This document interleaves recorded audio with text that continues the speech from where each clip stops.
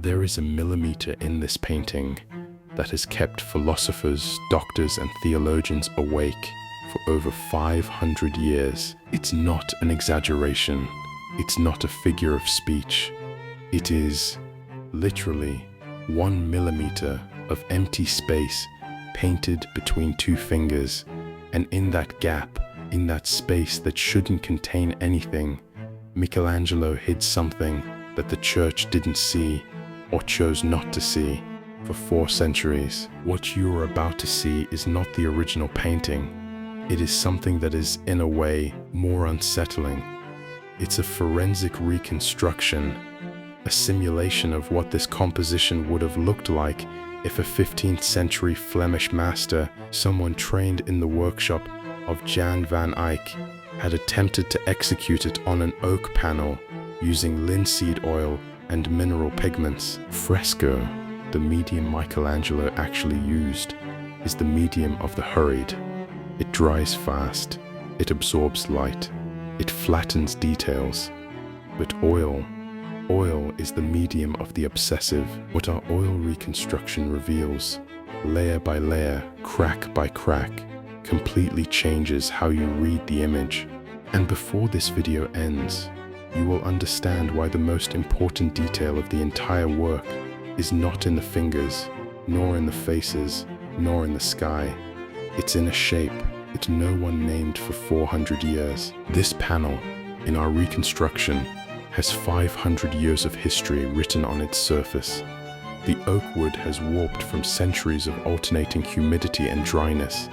The layers of oil applied over it have fractured following the internal grain of the tree, creating a map of cracks that isn't random but almost structural, anatomical, as if the paint aged following the very lines that define what it represents. The protective varnish, applied in different eras by different hands, has turned amber in the mid-tones, dark brown in the shadows, almost black in the corners where the soot of centuries of candles accumulated.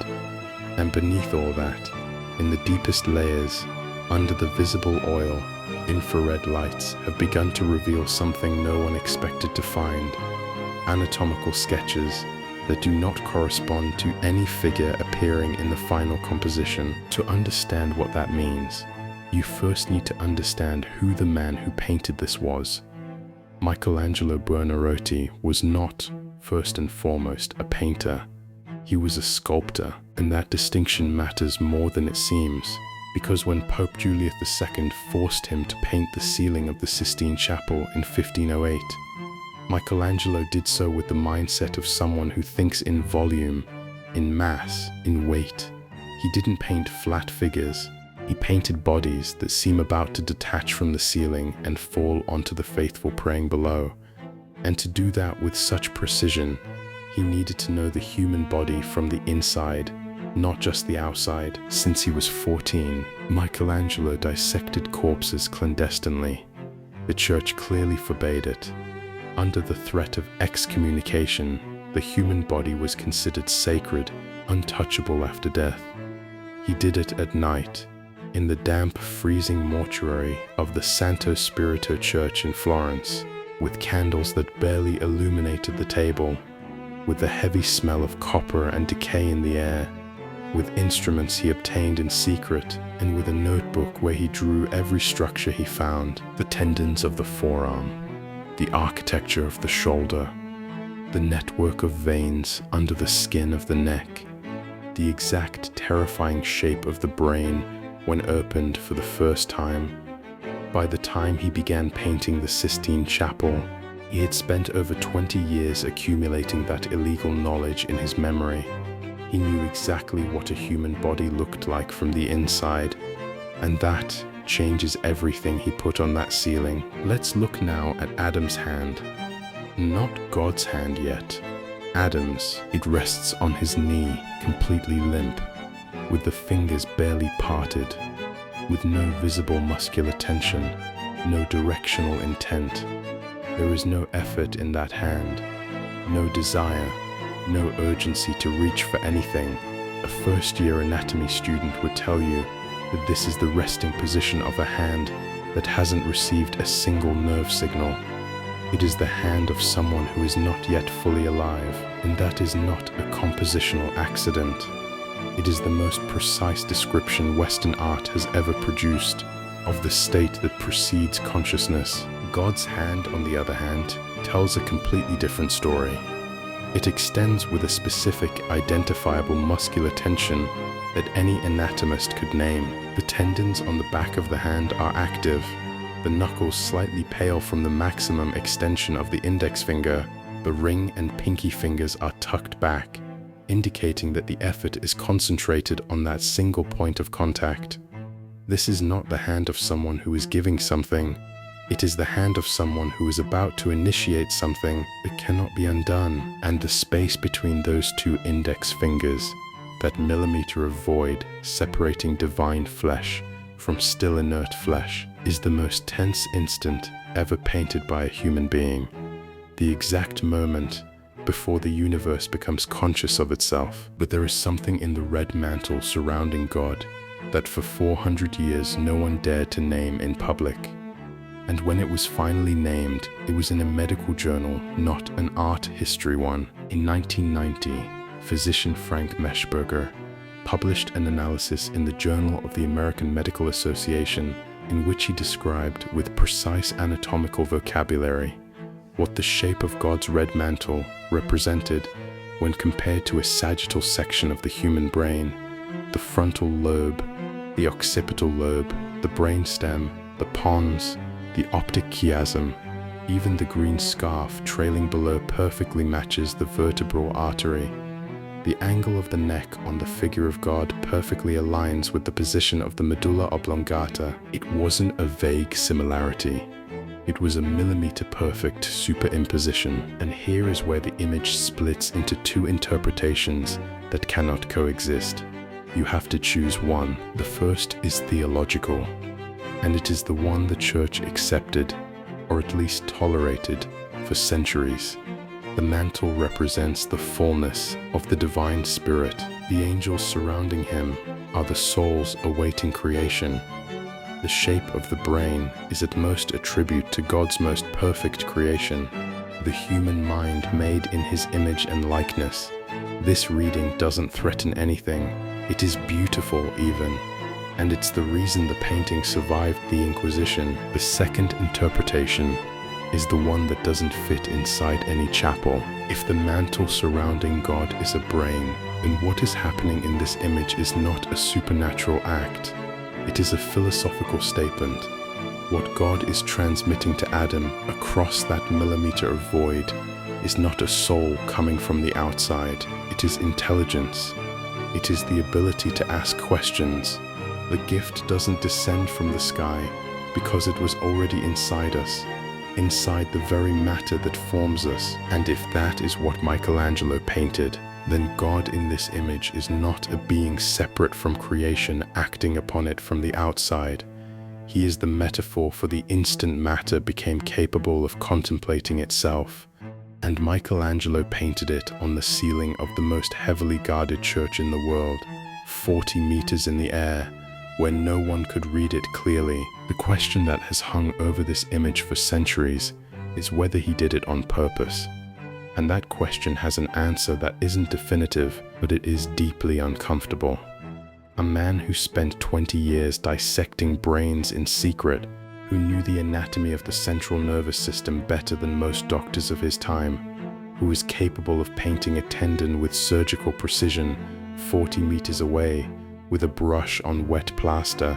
That man does not accidentally construct a perfect brain shape around the most important figure of his entire work. Either he built it on purpose, fully conscious of what he was doing and the fatal risks he was taking, or he built it from an even deeper place, from an understanding of the body so internalized that his hands thought in anatomy, even when they tried to paint theology. Let's return now to the oak panel, to the physical surface, because there is something in the distribution of the craquelure, in the pattern of cracks that time has engraved on this reconstruction, that shouldn't draw attention, but it does. Over Adam's face, the craquelure is fine, regular, like a perfectly distributed network of capillaries, over the central area of the composition, over the empty space between the hands. The cracks become wider, deeper, with more abrupt edges, as if time found that space harder to hold together. This isn't mysticism, it has a physical explanation. Oil ages differently depending on its thickness, and areas where less pigment was applied fracture more widely. But the coincidence is perfect enough that it's hard not to see it as something more than a coincidence. The background of this image is a character in itself. In most digital reproductions, it appears as a neutral, flat black, devoid of information. But under the raking light that conservators use to read the physical topography of a painting, that background reveals something. The layers of dark pigment, bone black, ivory black, aged raw umber, have a texture that isn't that of a surface painted to be empty. There are reliefs, there are variations in thickness that serve no obvious visual function, and under certain wavelengths of infrared light, in those deepest layers, strokes appear that specialists haven't been able to classify with certainty as intentional shapes or artifacts of the aging process. What is certain is that Michelangelo didn't paint that void as an absence. He painted it as something that doesn't yet have a name. The eye of God in this reconstruction contains something that requires magnification to see. Executed with a single hairbrush in multiple layers of translucent oil over an already dry base, there is a figure inside the iris, tiny, blurred at the edges by accumulated varnish and the cracks running through it, but identifiable as a human figure when enlarged enough. Some restorers who have worked with similar works argue that this kind of detail is an accident of the overlapping layers of aged varnish, that the human mind reads patterns where there are none. Others say it is exactly what it looks like, the entire scene reflected within the eye observing it, that inside the eye of God in this image, there is a human being looking up, alone, as if for the first time. The ground beneath Adam's body is where the Flemish technique of this reconstruction reaches its most unnerving level.